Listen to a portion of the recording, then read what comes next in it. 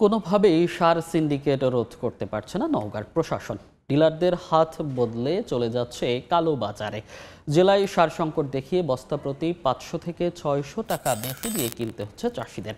তাদের অভিযোগ, কৃষি বিভাগের অসাধু কর্মকর্তার সহযোগিতায় চলছে সার সিন্ডিকেটের কারবার। আর কৃষি বিভাগ বলছে অসাধু কারবারিদের বিরুদ্ধে অভিযান চলছে। রকিবুল ইসলামের ছবিতে এমআর রকেট রিপোর্ট। ধান কেটে তোলার পর আলু ও সরিষা চাষের মৌসুম চলছে বরেন্দ্র জনপদে।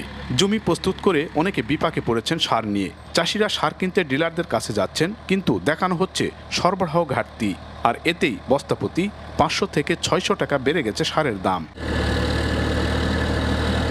কৃষকদের কাছে সার সংকট দেখানো হলেও রাতের আধারে চড়া দরে মিলছে এসব সার। সম্প্রতি নওগাঁর মান্দায় 60 বস্তা সার কালোবাজারে বিক্রির সময় আটক করে সেনাবাহিনী। চাষিদের অভিযোগ, কৃষি বিভাগের সঙ্গে ডিলারদের গোপন সমঝোতায় সারের অতিরিক্ত অর্থ হাতিয়ে নেওয়ার সিন্ডিকেট তৈরি করা হয়েছে। সরকারি রেট 1000 টাকা, যেখানে আমরা 1600 টাকা দিয়ে কিনি, 1650 দিয়ে কিনছি। খরচ এখন 1750 টাকা দিয়ে কিনে নিচ্ছে বাইরে থেকে, আর ডিলারের কাছে গেলে 1050 টাকা, কিন্তু সার নেই। 26 বিঘা আমরা লাগাতাম আলু প্রতি বছরই, কিন্তু এই বছর সারের দাম বেশি হিসাবে আলু বাদ দিয়ে দেওয়া হচ্ছে। কালোবাজারে সার বিক্রি করা অসাধু ব্যবসায়ীদের তালিকা করে তাদের বিরুদ্ধে প্রয়োজনীয় ব্যবস্থা নেওয়ার আশ্বাস স্থানীয় প্রশাসনের।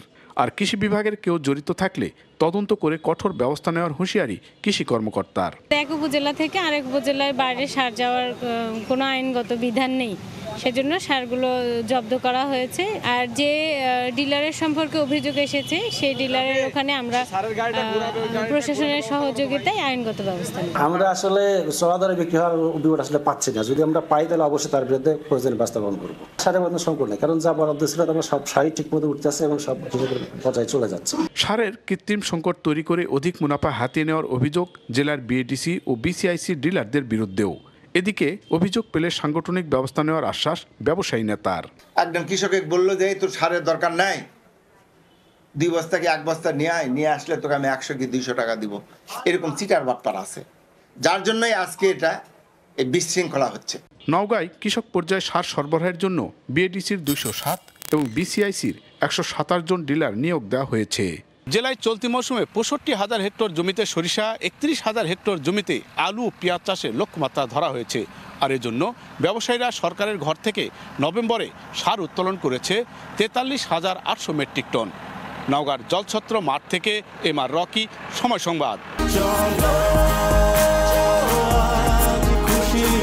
40 বছর ধরে অসংখ্য খুশির মিছিলে ছিল আইডিএলসি, থাকবে আগামীতেও।